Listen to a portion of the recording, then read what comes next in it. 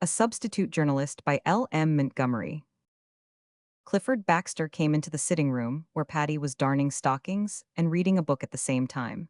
Patty could do things like that. The stockings were well darned too, and Patty understood and remembered what she read.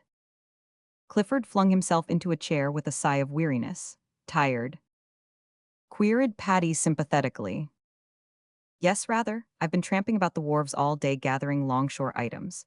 But Patty, I've got a chance at last. Tonight, as I was leaving the office, Mr. Harmer gave me a real assignment for tomorrow, two of them in fact, but only one of importance. I'm to go and interview Mr. Keefe on this new railroad bill that's up before the legislature.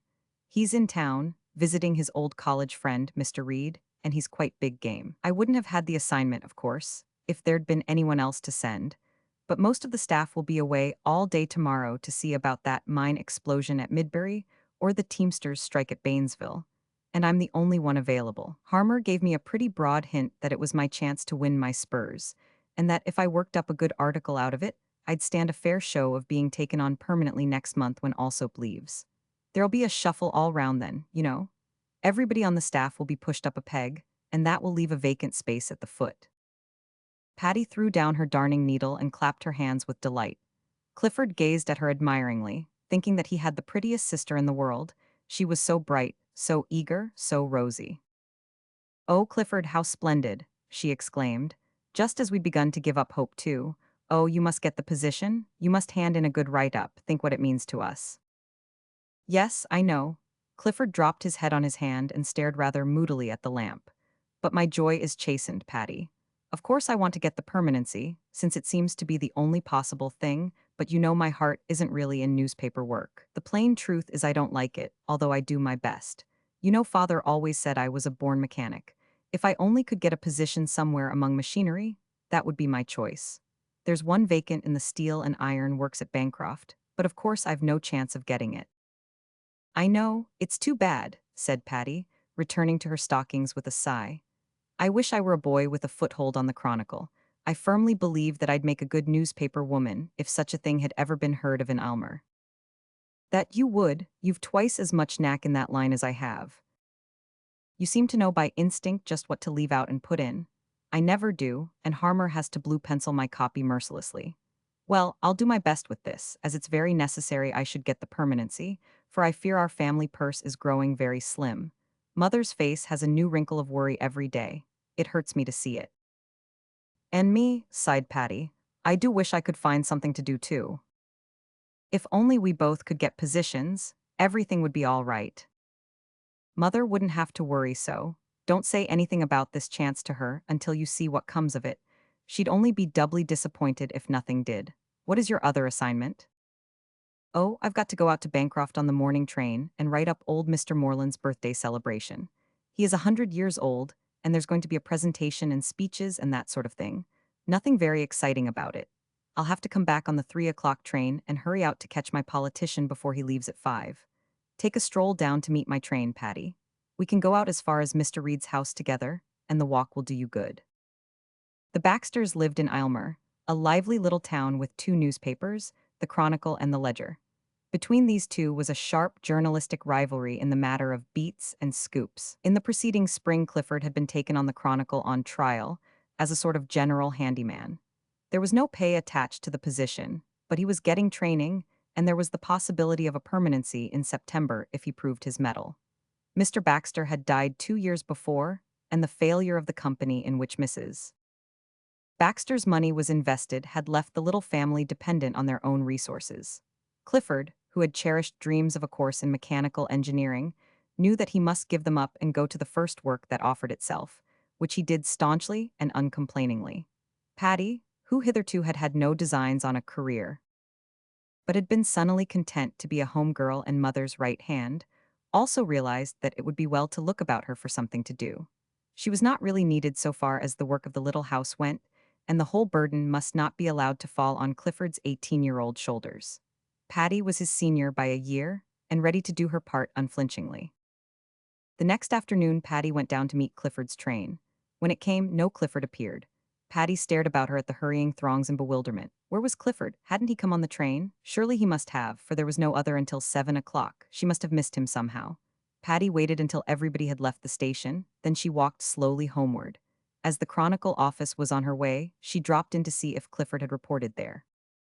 She found nobody in the editorial offices except the office boy, Larry Brown, who promptly informed her that not only had Clifford not arrived, but that there was a telegram from him saying that he had missed his train. Patty gasped in dismay. It was dreadful. "Where is Mr. Harmer?" she asked. "He went home as soon as the afternoon edition came out. He left before the telegram came. He'll be furious when he finds out that nobody has gone to interview that foxy old politician," said Larry, who knew all about Clifford's assignment and its importance. "Isn't there anyone else here to go?" queried Patty desperately. Larry shook his head. "No, there isn't a soul in. We're mighty short-handed just now on account of the explosion and the strike." Patty went downstairs and stood for a moment in the hall, wrapped in reflection. If she had been at home, she verily believed she would have sat down and cried. Oh, it was too bad, too disappointing. Clifford would certainly lose all chance of the permanency, even if the irate news editor did not discharge him at once. What could she do? Could she do anything? She must do something. "If I only could go in his place," moaned Patty softly to herself. Then she started. Why not? Why not go and interview the big man herself? To be sure, she did not know a great deal about interviewing, still less about railroad bills, and nothing at all about politics. But if she did her best, it might be better than nothing, and might at least save Clifford his present hold. With Patty, to decide was to act. She flew back to the reporter's room, pounced on a pencil and tablet, and hurried off, her breath coming quickly and her eyes shining with excitement. It was quite a long walk out to Mr. Reed's place, and Patty was tired when she got there, but her courage was not a whit abated. She mounted the steps and rang the bell undauntedly. "Can I see Mr. Patty paused for a moment in dismay. She had forgotten the name. The maid who had come to the door looked her over so superciliously that Patty flushed with indignation. "The gentleman who is visiting Mr. Reed," she said crisply. "I can't remember his name, but I've come to interview him on behalf of the Chronicle. Is he in?" "If you mean Mr. Reefer, he is," said the maid quite respectfully. Evidently the Chronicle's name carried weight in the Reed establishment. "Please come into the library. I'll go and tell him." Patty had just time to seat herself at the table, spread out her paper imposingly, and assume a businesslike air when Mr. Reefer came in. He was a tall, handsome old man with white hair, jet black eyes, and a mouth that made Patty hope she wouldn't stumble on any questions he wouldn't want to answer. Patty knew she would waste her breath if she did. A man with a mouth like that would never tell anything he didn't want to tell. "Good afternoon. What can I do for you, madam?" inquired Mr. Reefer with the air and tone of a man who means to be courteous, but has no time or information to waste. Patty was almost overcome by the madam. For a moment she quailed. She couldn't ask that masculine sphinx questions. Then the thought of her mother's pale, careworn face flashed across her mind, and all her courage came back with an inspiriting rush. She bent forward to look eagerly into Mr. Reefer's carved, granite face, and said with a frank smile, "I have come to interview you on behalf of the Chronicle about the railroad bill. It was my brother who had the assignment, but he has missed his train and I have come in his place because, you see, it is so important to us. So much depends on this assignment. Perhaps Mr. Harmer will give Clifford a permanent place on the staff if he turns in a good article about you. He is only handyman now. I just couldn't let him miss the chance. He might never have another. And it means so much to us and Mother." "Are you a member of the Chronicle staff yourself?" inquired Mr. Reefer with a shade more geniality in his tone. "Oh, no, I've nothing to do with it, so you won't mind my being inexperienced, will you? I don't know just what I should ask you, so won't you please just tell me everything about the bill, and Mr. Harmer can cut out what doesn't matter." Mr. Reefer looked at Patty for a few moments with a face about as expressive as a graven image. Perhaps he was thinking about the bill, and perhaps he was thinking what a bright, vivid, plucky little girl this was with her waiting pencil and her air that strove to be businesslike, and only succeeded in being eager and hopeful and anxious. "I'm not used to being interviewed myself," he said slowly, "so I don't know very much about it. We're both green hands together, I imagine. But I'd like to help you out, so I don't mind telling you what I think about this bill and its bearing on certain important interests." Mr. Reefer proceeded to tell her, and Patty's pencil flew as she scribbled down his terse, pithy sentences. She found herself asking questions too, and enjoying it. For the first time, Patty thought she might rather like politics if she understood them, and they did not seem so hard to understand when a man like Mr. Reefer explained them. For half an hour he talked to her, and at the end of that time, Patty was in full possession of his opinion on the famous railroad bill in all its aspects. "There now, I'm talked out," said Mr. Reefer. "You can tell your news editor that you know as much about the railroad bill as Andrew Reefer knows. I hope you'll succeed in pleasing him, and that your brother will get the position he wants. But he shouldn't have missed that train. You tell him that. Boys with important things to do mustn't miss trains. Perhaps it's just as well he did in this case, though, but tell him not to let it happen again." Patty went straight home, wrote up her interview in shipshape form, and took it down to the Chronicle office. There she found Mr. Harmer, scowling blackly. The little news editor looked to be in a rather bad temper, but he nodded not unkindly to Patty. Mr. Harmer knew the Baxters well and liked them, although he would have sacrificed them all without a qualm for a scoop. "Good evening, Patty. Take a chair. That brother of yours hasn't turned up yet. The next time I give him an assignment, he'll manage to be on hand in time to do it." "Oh," cried Patty breathlessly. "Please, Mr. Harmer, I have the interview here. I thought perhaps I could do it in Clifford's place, and I went out to Mr. Reed's and saw Mr. Reefer. He was very kind and—" "Mr. Who?" fairly shouted Mr. Harmer. "Mr. Reefer, Mr. Andrew Reefer. He told me to tell you that this article contained all he knew or thought about the railroad bill, and—" But Mr. Harmer was no longer listening. He had snatched the neatly written sheets of Patty's report and was skimming over them with a practiced eye. Then Patty thought he must have gone crazy. He danced around the office, waving the sheets in the air, and then he dashed frantically up the stairs to the composing room. 10 minutes later, he returned and shook the mystified Patty by the hand.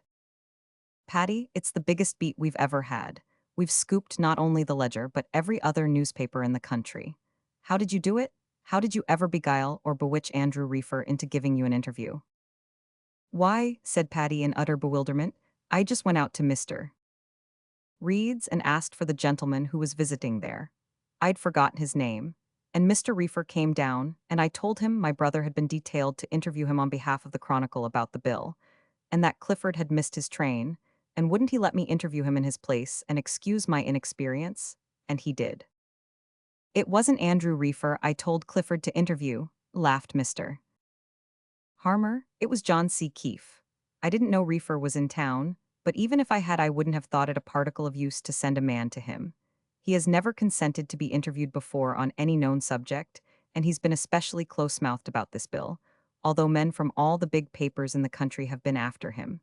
He is notorious on that score. Why, Patty, it's the biggest journalistic fish that has ever been landed in this office. Andrew Reefer's opinion on the bill will have a tremendous influence. We'll run the interview as a leader in a special edition that is underway already. Of course, he must have been ready to give the information to the public, or nothing would have induced him to open his mouth. But to think that we should be the first to get it. Patty, you're a brick." Clifford came home on the 7 o'clock train, and Patty was there to meet him, brimful of her story. But Clifford also had a story to tell and got his word in first. "Now, Patty, don't scold until you hear why I missed the train. I met Mr. Peabody of the Steel and Iron Company at Mr. Moreland's and got into conversation with him. When he found out who I was, he was greatly interested and said father had been one of his best friends when they were at college together. I told him about wanting to get the position in the company, and he had me go right out to the works and see about it. And Patty, I have the place. Goodbye to the grind of newspaper items and fillers. I tried to get back to the station at Bancroft in time to catch the train, but I couldn't, and it was just as well, for Mr. Keefe was suddenly summoned home this afternoon, and when the 3:30 train from town stopped at Bancroft, he was on it. I found that out and I got on, going to the next station with him and getting my interview after all. It's here in my notebook, and I must hurry up to the office and hand it in. I suppose Mr. Harmer will be very much vexed until he finds that I have it." "Oh no, Mr. Harmer is in a very good humor," said Patty with dancing eyes. Then she told her story. The interview with Mr. Reefer came out with glaring headlines, and the Chronicle had its hour of fame and glory. The next day Mr. Harmer sent word to Patty that he wanted to see her.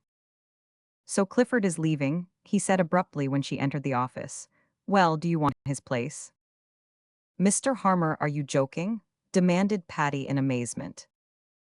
Not I that stuff you handed in was splendidly written. I didn't have to use the pencil more than once or twice. You have the proper journalist instinct, all right. We need a lady on the staff anyhow, and if you'll take the place it's yours for saying so, and the permanency next month. I'll take it, said Patty promptly and joyfully.